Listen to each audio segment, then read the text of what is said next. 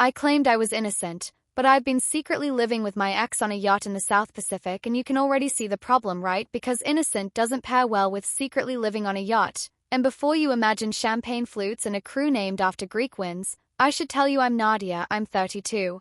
And I'm a sleep-deprived hospital pharmacist who color-codes pill trays for a living and knows exactly how many milligrams of contradiction a human heart can swallow before it starts to twitch. You think you know your story. Girl meets boy, girl marries a different boy because he's stable and knows how to fold fitted sheets. Girl tells her friend she's fine. Girl adds fine to every sentence like pepper. Girl stares at her phone at 2 a.m. pretending not to hear the ocean that isn't even there. And then one Tuesday the ocean shows up, in my case as a voicemail from Kai, voice like low tide. Andy, I need a favor, and before you say no, it involves water that looks like a movie. Let me reverse a second because I can feel you leaning back, getting judgy. I married Evan 4 years ago because it made sense. He's a civil engineer. He stabilizes things, bridges, bank accounts, expectations. He buys the brown bananas because he knows I like them for muffins. He prints my boarding passes because he doesn't trust QR codes. When he laughs, it sounds like a drawer closing softly. He is a gentleman, and I meant every vow I said to him I did, and also my mouth had this tiny space between words where a wave kept getting in. I told my friends I was exhausted from night shifts, from the pandemic fog, from the quiet ache of counting pills while pretending I wasn't counting years. No one asked about the showbox under the bed with ticket stubs and pressed bougainvillea and a photo of me and Kai with salt in our hair and us both looking ridiculous and helium light. Kai and I were a different lifetime. We met on a reef survey in Fiji when we were 24 and nobody owned a sensible calendar. He was a free diver then, all lungs and grin, working on a research crew that logged coral health like other people log gym representatives. He taught me to equalize the pressure in my ears and warned me that love is a pressure thing too. Go too deep too fast and everything bursts. We did the usual, fought, kissed, patched things with ramen and mangoes, promised would be big brave versions of ourselves forever. Then grants dried up. I got a hospital job with benefits that sounded like a landlocked spell. He took a contract crewing a catamaran for some eco-charter company. We stayed in each other's phones longer than we stayed in each other's apartments. And then we didn't. Cut back to Tuesday voicemail. Favor, he said. A science team needs a licensed pharmacist on board for a month. Don't roll your eyes, I know you're licensed everywhere, that's alphabet. Long story short, we're partnering with a small island clinic, there's a dengue flare-up, and yes, it's me captaining. No, I'm not being cute. Yes, you'd have a cabin. Yes, it's paid. There was a pause where I could hear gulls arguing with physics. Also, he added softer, I remember how you breathe when you sleep. I stood at the Pyxis machine, barcoding a tray of ampicillin, and stared through it. A favor is a funny word when it comes laced with the smell of coconut rope and the second language of your skin. I put the phone in my pocket and spent the next hour floating through the ER like a courteous hologram. A toddler with a quarter swallowed. A granddad with blood sugar like a roller coaster. A woman my age sobbing into a styrofoam cup because she didn't want to go back to the person who keeps apologizing with flowers. The fluorescent lights hummed until they became their own weather pattern. Every beep sounded like the word go. Evan texted me a meme about cats pretending to be bred. I sent a heart emoji and an OMG. The truth was I had to sit down in a supply closet and hold my knees while my pulse went neon. I told myself all the sensible things. Boundaries, commitments, marriages do not dissolve because an ocean knocks on the door in a pretty dress. I told myself if I went it would be strictly professional. I told myself a lot of sentences with the word just. At dinner I said very casually, like a person reporting mild cloud cover, a research crew needs someone to manage meds and inventory in a remote clinic for a few weeks. Evan used his fork like a metronome. Is it safe? He asked. I said the words we say when we want something. They've got protocols. It's a good thing. I'd be useful. I left out the part where the captain has a laugh like a lazy wave. Evan nodded. He is so decent it makes my teeth hurt. You've always talked about doing field work again, he said. If this helps, do it. I'll water the basil. If you've ever been loved by someone practical, you know how his yes feels like a freshly made bed you're supposed to sleep in and somehow still want to walk out of barefoot. Okay, so, island. The South Pacific isn't just blue, It's every memory of blue you've ever had plus the one you forgot from a crayon you broke at 6. The air tasted like if happiness had a rind. The yacht, God, I hate the word because it sounds like money getting a massage, was a 48-foot catamaran with scuffs and patched sails and a deck that knew feet.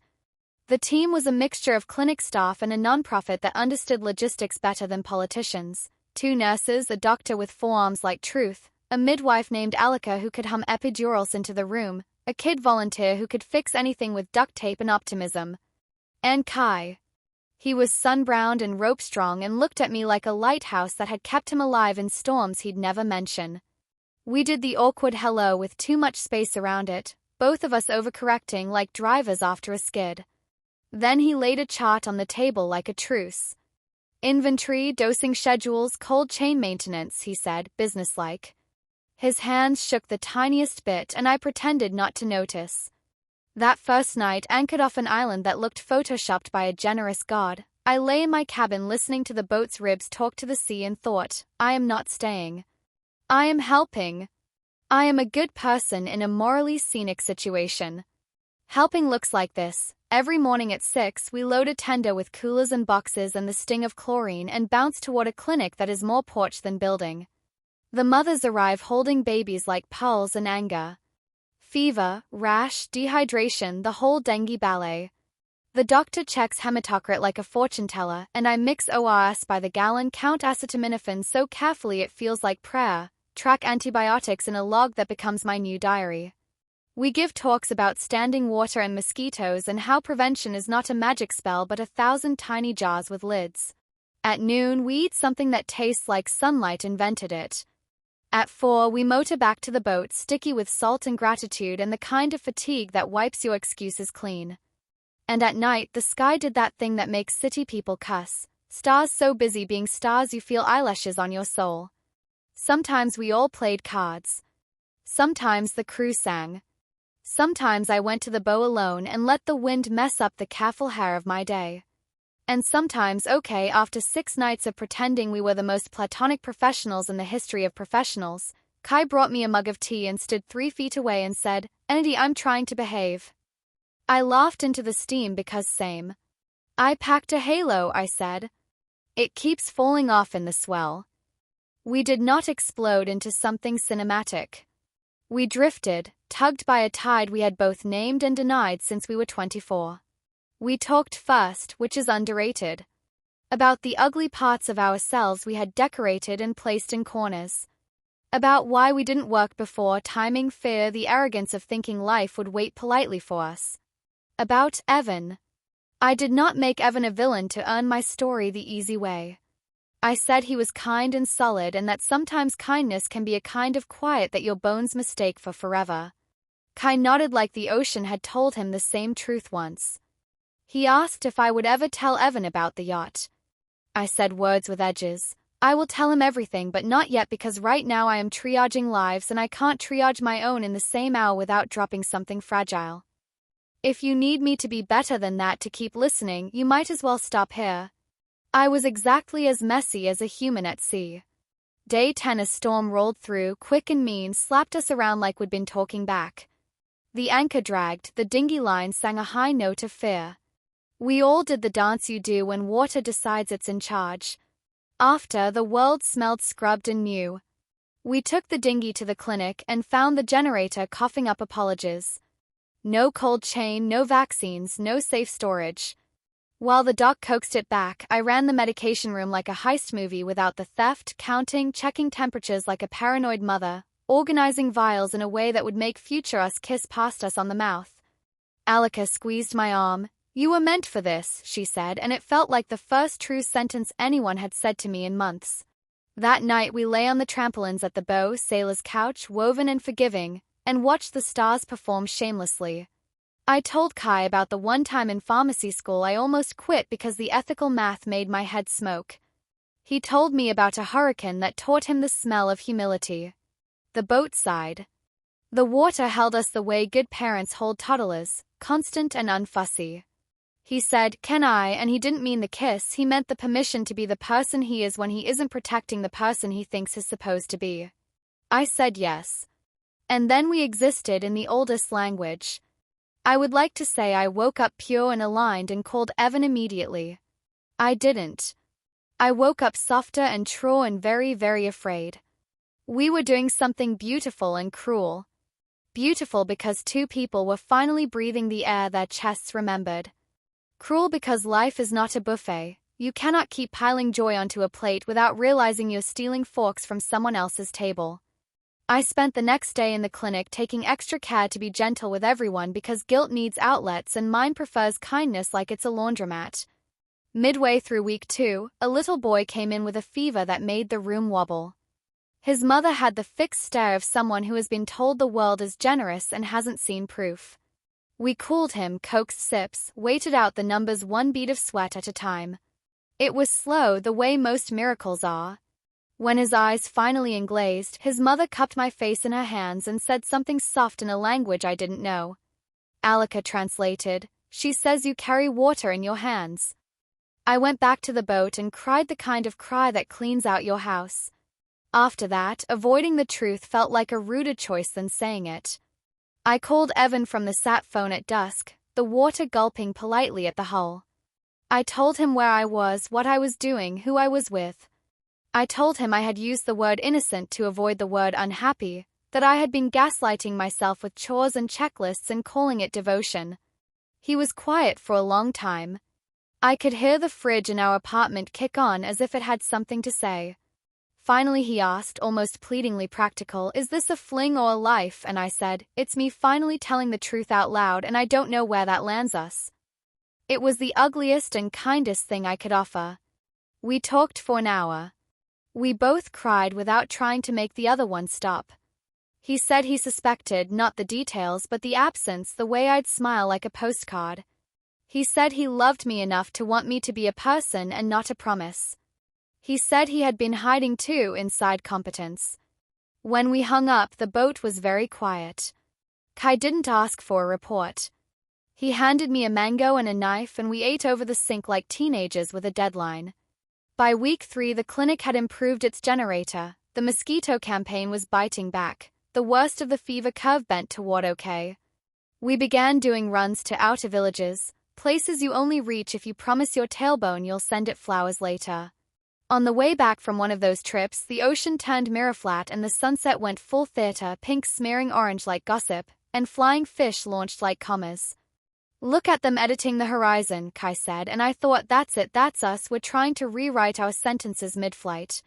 I know what you want to ask. Am I still on the yacht now, like right now? Am I telling you this with my back against a warm rail and an albatross judging me? I'm not. I'm back in the city, fluorescent lights humming, basil plant on the sill doing its valiant little green life. Evan and I took a pause that is probably a door. We are being adult and tender and clumsy. We have a counselor who makes metaphors out of coffee mugs. The apartment feels different, like a museum that rearranged its exhibits. His side of the closet looks like a weather report you can't forecast yet. And Kai? The boat's still in the Pacific, working its slow mercy. We talk every day with the kind of honesty that makes you want to both eat an apple and build a shelter. We're not posting photos with captions like "forever." We're not making promises that require insurance. We are making plans that fit like wetsuits, snug, necessary, honest. He'll come for a month later this year while the research team does stateside debriefs. We'll see if our land legs agree. We'll try to build a life that can hold an ocean without drowning the laundry. At the hospital, I started a new protocol for our med rooms, labeling and flow that would make a UN inspector purr. I teach the new techs how to find the ghost errors, the near misses you only catch if you stand still long enough to hear the shelf sigh. I put a jar of shells on the counter not because I am that person now but because some days you need proof something beautiful learned to live hard. If you're looking for a clean moral, I can't give you one without lying. Here's what I've got. Sometimes the truest thing you can say about yourself is messy and expensive and does not fit on a t-shirt. Sometimes innocent is the wrong trial. The right trial is, am I alive in my life or am I arranging it for visitors? Sometimes the villain is the part of you that's gotten very good at making everyone comfortable while you shrink into an anecdote. Last night I dreamt I was floating face down in water clear as glass while the city lights tried to blink a message to me from shore. I held my breath and counted slow, slow, slow, and when I came up for air, it wasn't for a man or a marriage or a myth. It was because Oxygen had sent me a text, "You up?" and I had finally typed back, "Yes. If you need me today, I'll be in the foreroom humming a song that sounds suspiciously like waves. I'll go home after shift and water the basil and not punish myself for loving two good men in two different good ways at two different times. I'll fold sheets badly and laugh about it.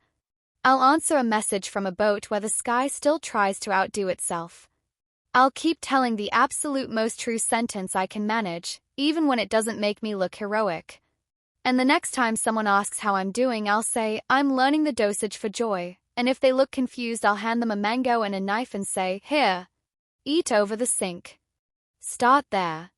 So yes, I claimed I was innocent, and also I climbed aboard a catamaran with a man who knows how I breathe when I sleep. I carried water in my hands, and some spilled and some healed. I'm not asking you to approve. I'm asking you to listen to your own lungs for a second. There's a shore. There's a sea. There's the person you promised to be and the person who shows up when there's salt on your skin. Pick one today. Pick another tomorrow. The tide is going to come in either way.